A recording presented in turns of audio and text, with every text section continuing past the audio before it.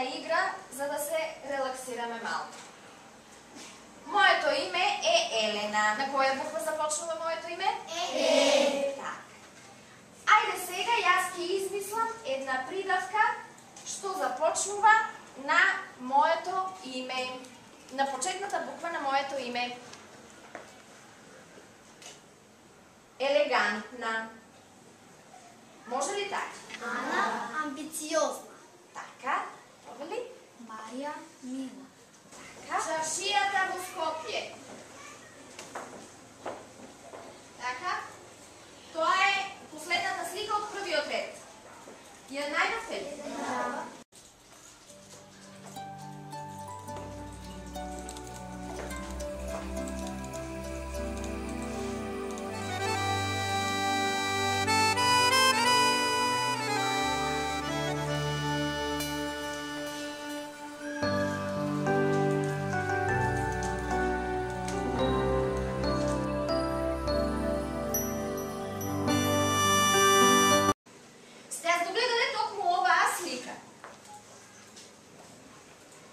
Се враќате дома и сакате на родителите да им ја опишете. Како би ја опишал?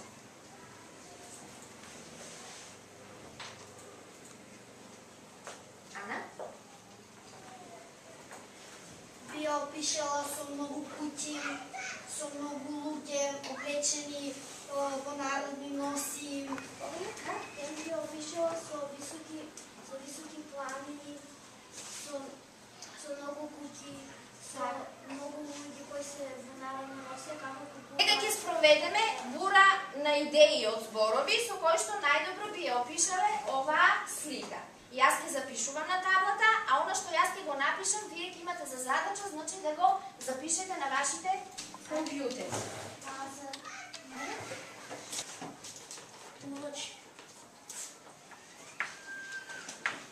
Ана? Шарени куќи, патишта. Патишта имате некаде? Да. Црвени. Добро. Тие се направени од глина. Сега ќе имаме задача, ученици, сите овие зборови да ги подредиме во една табела.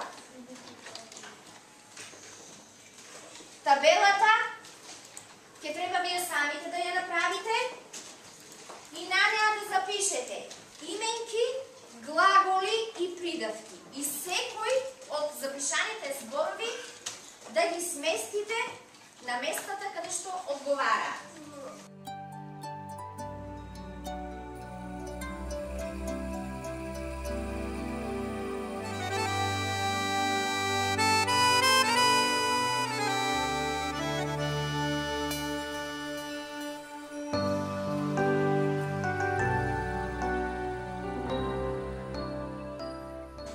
Именки: дрвја, небо, градби, бандери, грнчиња, куќи.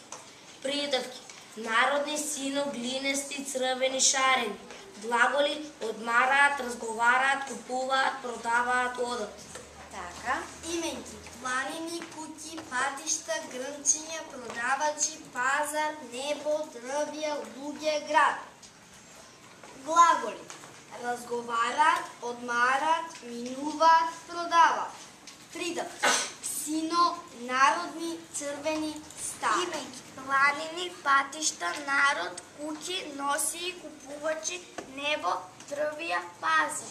Придавки: народни, црвени, стари, глинести, случајни, сино. Глаголи: разговараат, одмараат, купуваат, продаваат, одат, минуваат. Чаршијата во Скопје.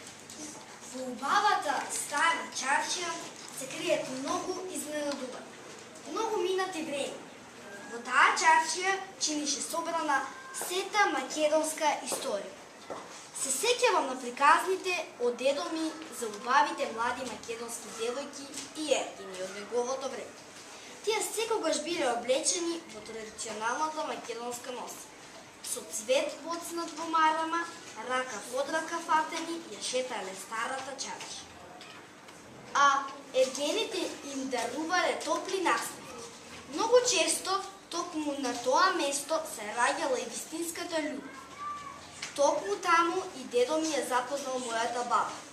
И до ден денес си живеат живот исполнет со слога, љубов и разбирање. Чаршијата во Скопје. Многу одамно поточно наречена во минатото. Градот Скопје преживеа многу нешта, како например земјотрес, пожар, поплави и многу други нешта.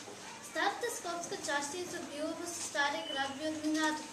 Секојдневно по низините улици минуваат случајни луѓе, а некои се намера да купат нешто од производите што се продаваат.